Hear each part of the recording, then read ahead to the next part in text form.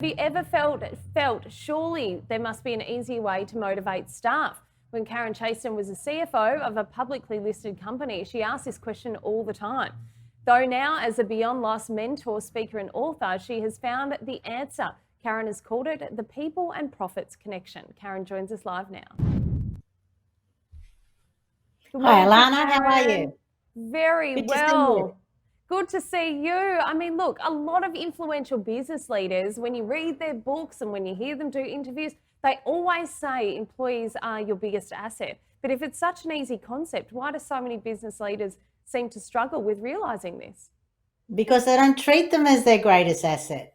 With your assets, you invest in them, you maintain them, you make sure that they're working at their peak performance each and every day. And unfortunately, a lot of leaders aren't even looking after themselves. So how can they possibly look after their employees?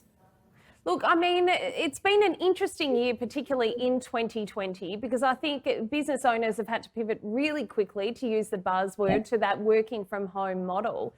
How do you keep on top of employee productivity when you're working in that sort of remote learning sort of situation? Well, that's what I've done with the People and Profits connection is I give them a laid out plan on how they can ensure that their people are working at their maximum. And it's about them understanding that we are not one dimensional.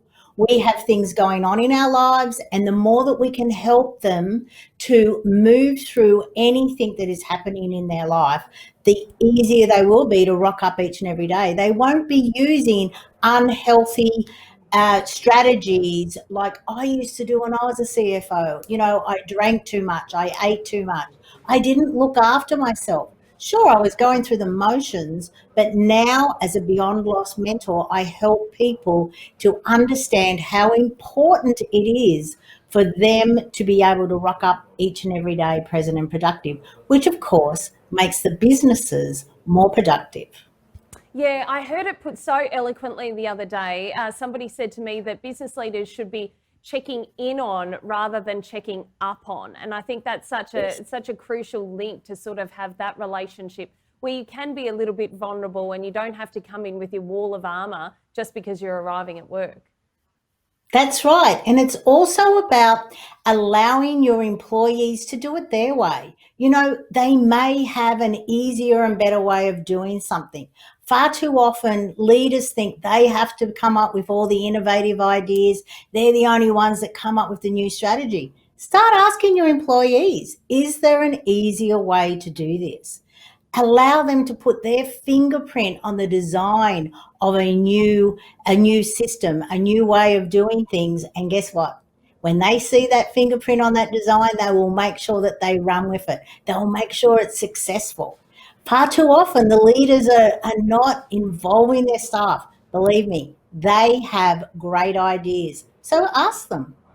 Yeah, look, it's such an easy thing when you put it like that. I mean, a 2018 Gallup survey showed that only 15% of employees worldwide were fully engaged. I mean, what are some of the tangible things, I guess, except opening up that conversation with them? Is there anything else business leaders should be looking at to really help, I guess, increase that number?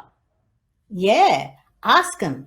Continually keep asking them questions because they do have answers. But more importantly, ask them about their private life.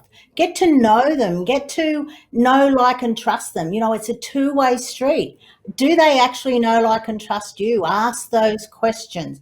Make sure that they're healthy and help them to build resilience because loss is going to come into our lives. So the more that they know how to easily move beyond loss, the more resilient they will become.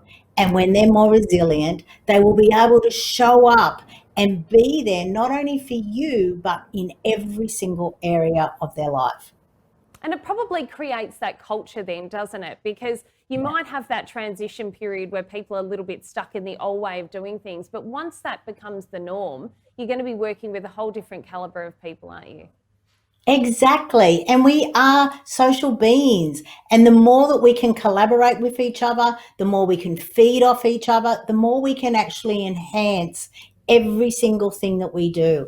And everyone wants to have fun at work. So everyone wants to rock up, have fun, get in, get everything done. And then knowing that, you know what, because I've done everything today, I can now go home and I can now, be the parent or be the partner, be the friend.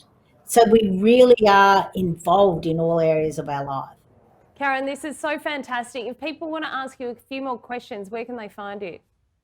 I've got two websites, Karen Chaston, spelled CHASTON.com, and also Live Love by Design. And reach out. There's you can just book in for a chat, book into my calendar for a 15-minute chat, and I can help you to figure out how you can have your people working for you. Love it. Thanks so much for joining us, Karen. Wise words. Thanks, Alana. Great to see you again. Thanks, Karen. Karen Chaston there.